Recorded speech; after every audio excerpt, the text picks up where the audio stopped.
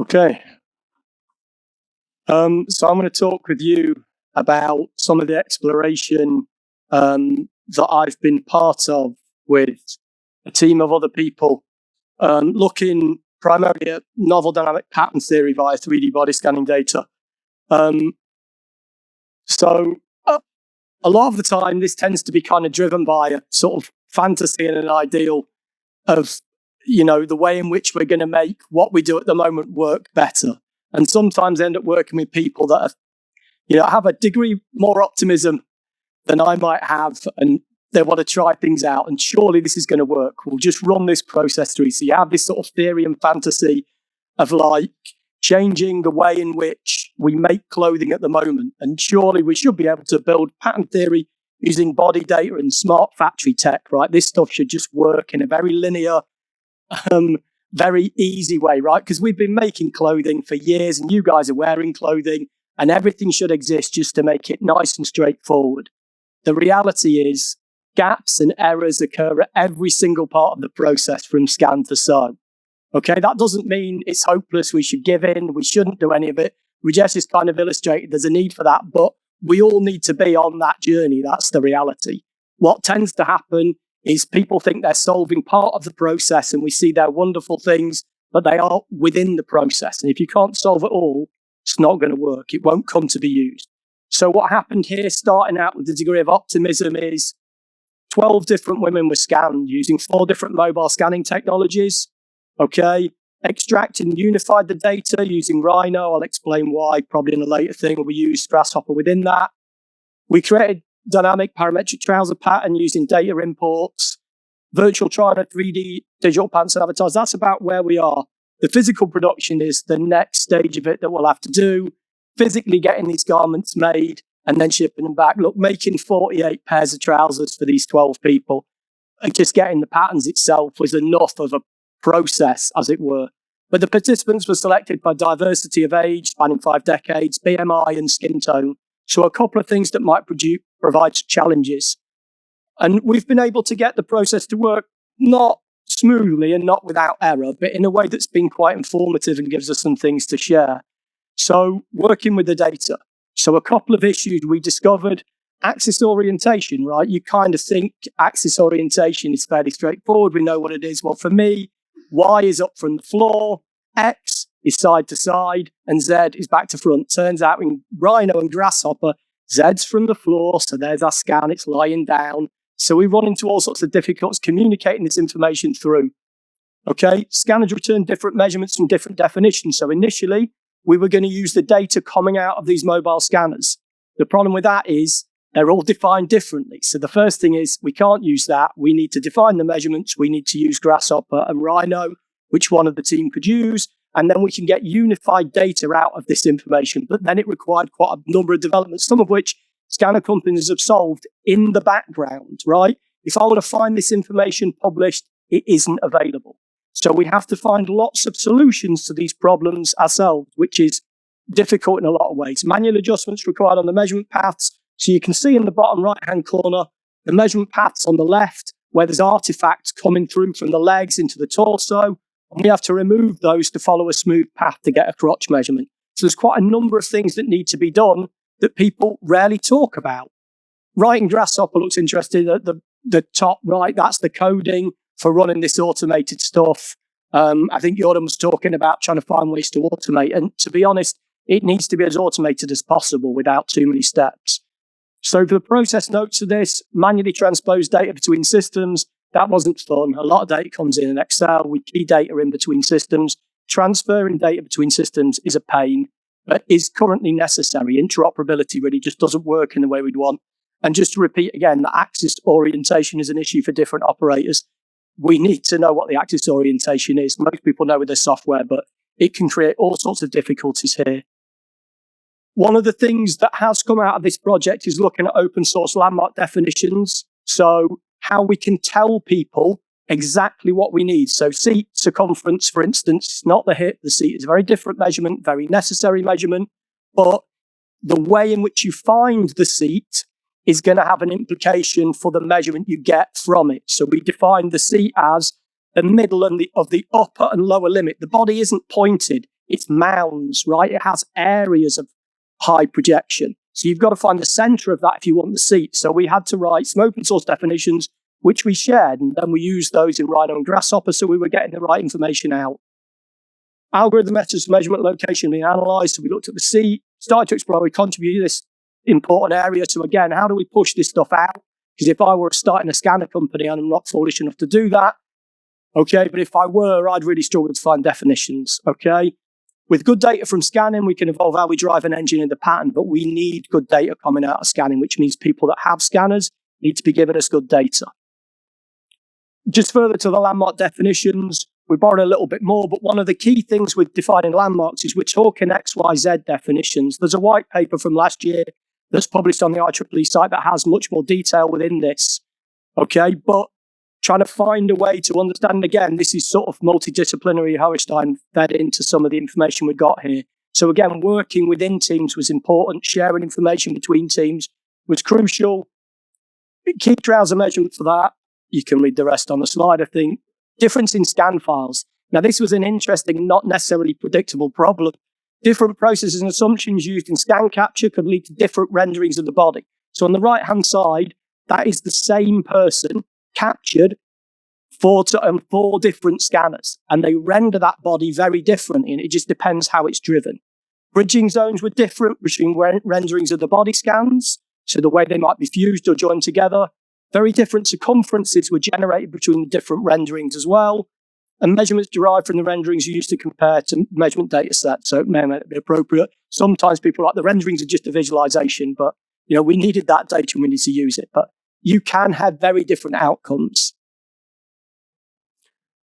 Along that same line, you can see, so we looked at differences between the renderings of the body scans, led to determinations of very different crotch curves on the bodies. And that, again, can be problematic. That data's got to be used to drive product. Body renderings, less bridging, made it easier to determine the crotch curve. So people maybe with less fat tissue, bodies that are easier to define, they were much easier to work with. But we've got to work with everyone. This stuff has to work for everybody. Areas where thighs were touching, the crotch curves could still be generated. Again, we had to find ways around removing data artifacts and processing of it. Mesh triangles of the bridging zone, not something I'd necessarily thought much about before we went into this, but essentially if your mesh from the right leg and the left leg interface, you might end up with overlapping areas of the mesh, and it means it can't extract data well. Rendering a defined gap between the legs when the legs are touching is not recommended. So if you're looking at that, don't make a gap because it can be a real problem. You can end up with the full circumference of one leg and a partial circumference of the other. Pattern development within this. Patterns were developed from extracted measurements using a parametric pattern draft developed in Seamly 2D open source software. So this draft is unique to the project. It's based upon and informed by quite a number of drafts. I'll maybe mention about pattern drafting later on. But it is essentially a Cartesian coordinate parametric mesh, right? This isn't a shape. It is a physically dynamic parametric pattern. It moves in response to the measurements input or the ease you want to apply. When we're looking at trousers, the other thing is trousers have three key functional elements to them, right? They have a crease line, which no one's ever talked about, but it's there in every pattern drafting methods you'll look at. They have a crotch line and a seat line. They're the three principal lines around which a trouser is engineered. So we're looking at engineering product. You need to understand how that product is engineered. We then went on to virtual fitting. This was kind of helped a little bit by retaining some of those lines from the body through to the pattern, which is something we're able to do in Seamly, so we can map them on. So we virtually fit the patterns to the initial scan files to test fit in a virtual environment. Highlighted considerations around plus size and pattern development processes. Because we'd engineered the patterns, we could then start to think about re-engineering. Engineering doesn't mean it's going to be right first time. Anyone that's an engineer knows that. But it does mean if it's wrong, we can re-engineer it to be right. And that's where we need to be. So moving pattern tech into engineering means we can start to engineer right fit. So body-driven crotch curves are essential. We need more landmarks of the crotch. So what we did between two iterations of this, the first time we had a seat point, front and back, and a crotch point, which I'll just about agree with where it's placed, right? And we use those. But the crotch curves are defined as curves, as shapes in the drafting process. The second iteration round, what we said is we've got the seat on the front, crotch curve on the bottom. I want 3 points along that curve, at regular distance, and then we could program them in to engineer the curve. And we got a very different curve from the pattern when we were using physical data from the body than we got if we were expecting the curve to be rendered in pattern drafting itself. I think I should be able to get that video to run, although it just shows. It's going to be fun. I'm not going to. Okay. All that video does is just flash a bit up to show segmentation. I work out how we share that, but I can't get the mouse off this screen. Wait a minute. There we go, guys. Okay. It might not be as impressive as I might have built it up to be, but anyway, it just shows the segmentation is quite important. So understanding the future use of scans is helpful to determine the cleanliness of the scan. So you understand how good it is. Then segmentation of the body is necessary. Separating the arms from the torso, separating independent legs, especially for the renderings, if they'll be used in garment simulation. And having that segmentation allows the designers to work with checking fit over ease and shaping of the fabric with the relation to body sections of concern. So one of the important things here, everybody came at this from a slightly different angle because of the skills they were bringing into this process. And it was really helpful to be able to discuss with people that can do good body renderings and people that understood patterns and people that understood programming. Oh, look at that. Get off that. Okay, so the conclusions. I might have talked a bit fast, how am I for time? It's not.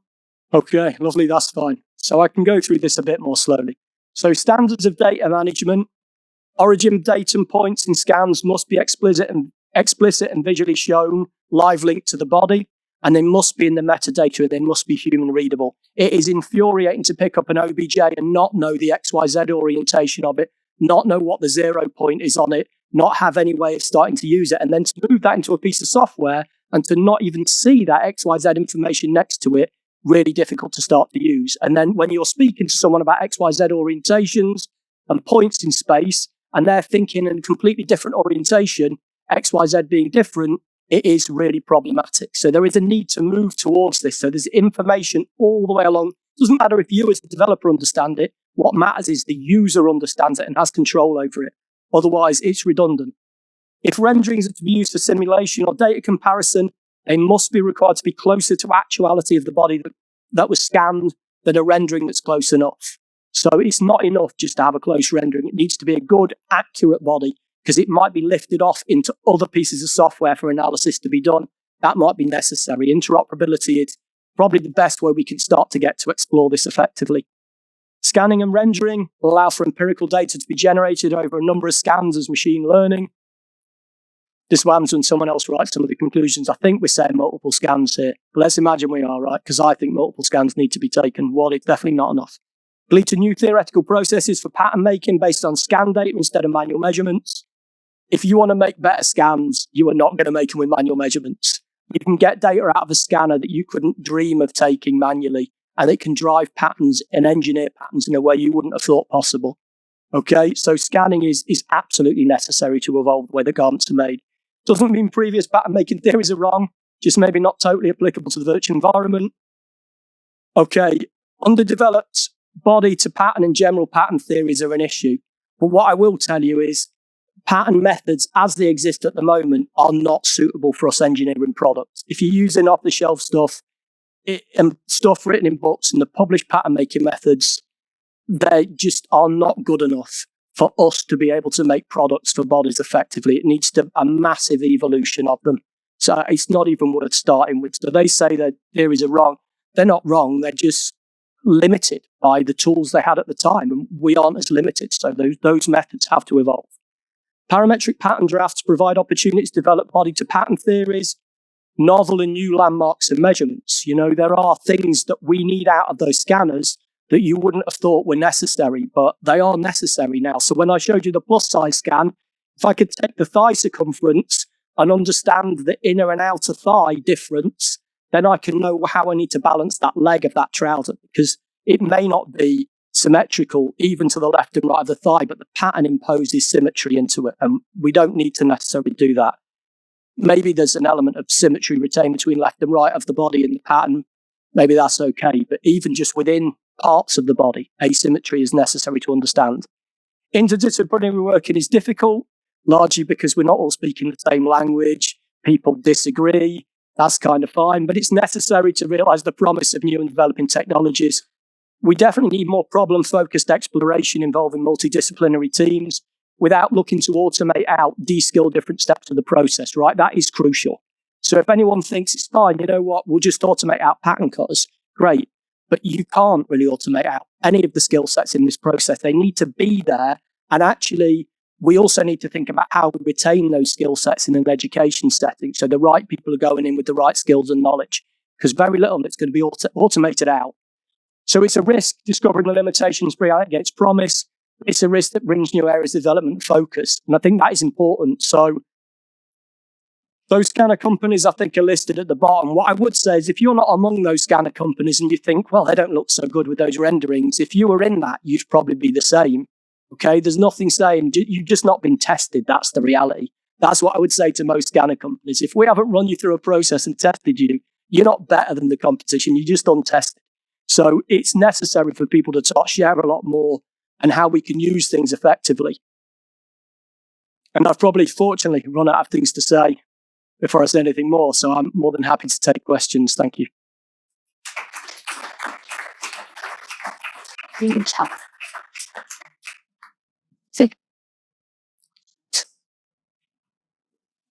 No question.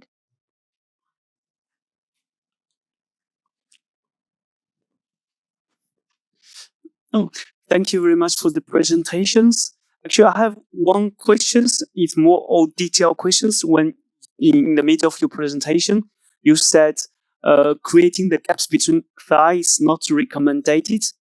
But the things that if you don't have the gap, you can not do physical testing or visual testing. So I think I'm not saying you shouldn't have separation between the left and right thigh. What I'm saying, in some of the systems, they might force a separation so that they can create physically distinct legs. But actually, if those legs are pressed together, they need not to force the separation. They need a common boundary line between both the left and the right. So they might share a common boundary line. They need to be separable and separate in the grand scheme of how you use the data.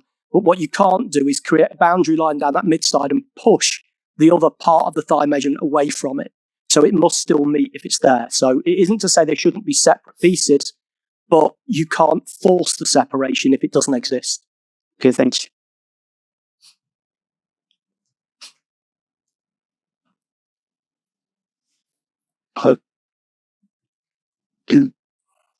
Thank you very much.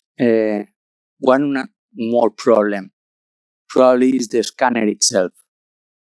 Because I guess that you consider that the scanner is a perfect machine, but I can guarantee that the scanner most of the times is not calibrated.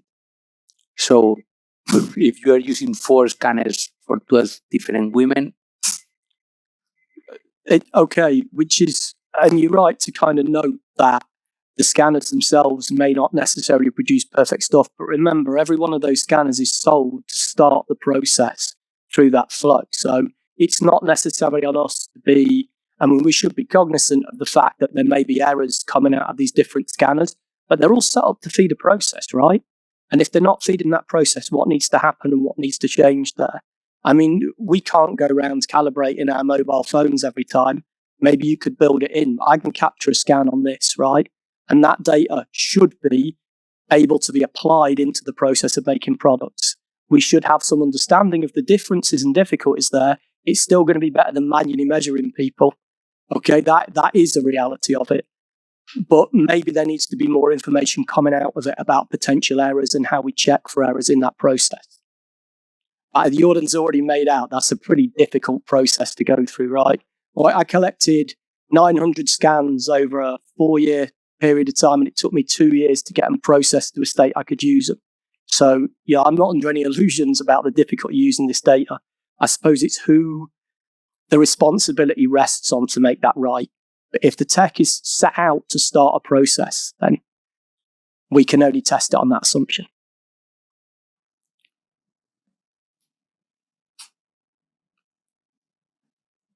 Hello. I wanted to just make a remark that actually is body composition also very important because about 10, 15 years ago, I was producing with one startup 15,000 made-to-measure genes for onto the 3D body scanner measurements.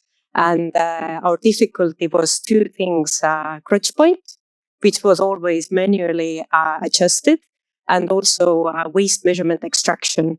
And then there came dependent, like how was the stomach, actually could you squeeze the stomach or not? And it is dependent what is the composition of the belly. Is it like a muscle fat composition, or so it's a really difficult field to investigate further. It is, thank you. And it comes with lots of complexities and lots of decisions that are going to be made. My opinion on the waist may be slightly less popular. What I would say is the waist divides the upper and lower body.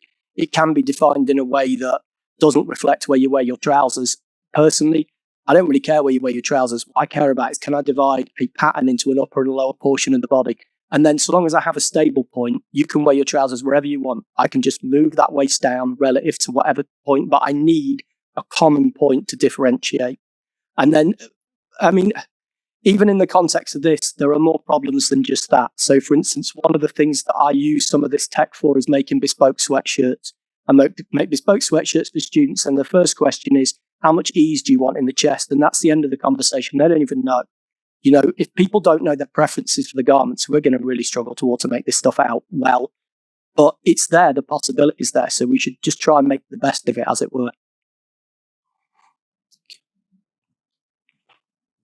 Sorry, I have a last question. What would be your suggestion to an engineer to create a better product for pattern making in the future that can go into the actual production process? If there's any. For pattern making, what I find really bizarre is that we've got pattern making systems that have been around for years with the capacity to automate the production of a block, and yet we're still expecting to hand draft the block. Right? And when a CAD system can do it, I've been using Seamly 2D. It's free, it's open source, it runs on all platforms. It's a very nice piece of software. It does block development very well, and it allows me to build in complexity that I couldn't build in manually, and to do that quickly. I'm not saying we need to use and you need to use that software, but that capability exists in all the other software that's out there. People just need to, move it on a little bit more. Actually, a couple of things that would be useful. Flat mapping the body into the pattern is useful. Keeping measurement lines between the body and the pattern is really important. The pattern's not just a shape, right? It's that template our garment's made. So keeping more information to allow that relationship to be retained through the process is essential. And then having things like the crease line on a pair of trousers, right? I've never ever come across anybody talking about crease line other than where you are in a pair of trousers. But the concept of a crease line is embedded into every trouser drafting method, just never ever explicitly referenced. So there needs to be quite a lot more development. It's not the software necessarily, but the methodologies that are there are kind of useful. Some of that, that trouser pattern is unique to this particular project. I have a sweatshirt pattern I can share, which starts to help people understand what parameterization is in terms of how you operationalize body measurements and ease to create products. That type of evolution needs to occur, I think. Maybe that's just a personal thing. Well, thank you. Thank you.